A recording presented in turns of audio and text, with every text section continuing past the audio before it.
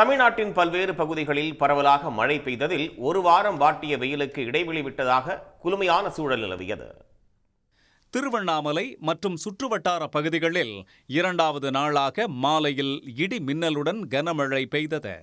அடி அண்ணாமலை, வேங்கிக்கால், கீழ்பெண்ணாத்தூர், கோட்டம்பாளையம் உள்ளிட்ட பல்வேறு கிராமங்களில் 1 மணி நேரத்திற்கு மேலாக மழை கொட்டியதால் சாலைகளில் வெள்ளம் பெருக்கெடுத்தது.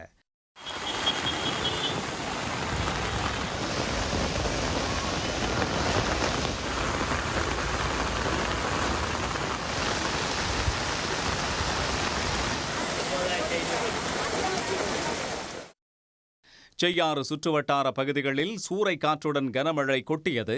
ஆற்காடு சாலை மாதா கோயில் அருகே சுற்றுலா வேன் நிறுத்தம் மீது வேப்பமரம் ஒன்று வேரோடு சாய்ந்ததில் அங்கு நிறுத்தப்பட்டிருந்த 3 வேன்கள் சேதமடைந்தன.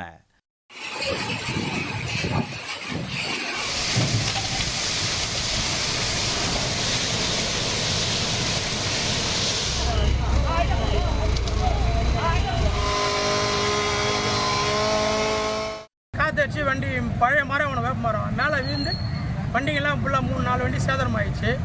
இது எப்படியும் ரெடி பண்ணி எப்படியும் 4 லட்சம் 3 லட்சம் ஆகும். எங்களுக்கு வாய் வரமே இதான், எங்களுக்கு வேறு எதுவும் இல்லை.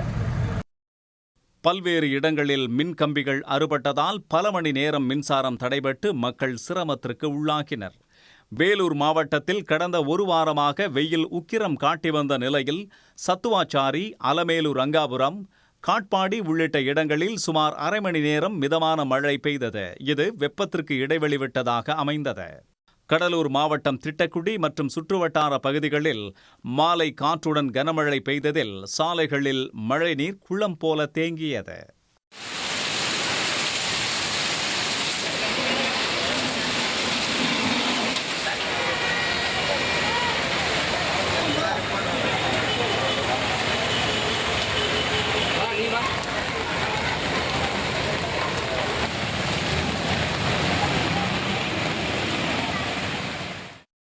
விருத்தாச்சலம் அருகே வதிஷ்டபுரம் கிராமத்தில் உள்ள அரசமரம் விழுந்ததில் வீடுகள் சேதமடைந்தன.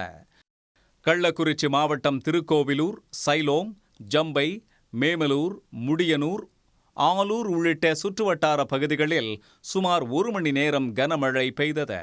சேலத்தில் காலையில் வெயிலின் தாக்கம் அதிகரித்து காணப்பட்ட நிலையில் Salem town, 5 road junction, Karuppur, Omalur ஆகிய பகுதிகளில் இரவில் பெய்த மழையால் சாலைகளில் மழைநீர் பெருக்கெடுத்தது.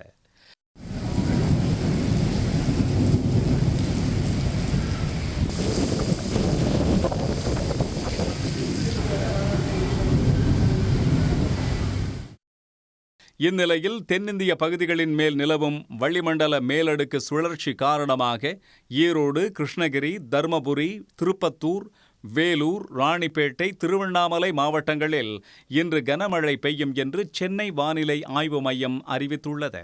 உடனுக்குடன் செய்திகளை தெரிந்து கொள்ள சன் நியூஸ் பெல் ஐகானை கிளிக் பண்ணுங்க.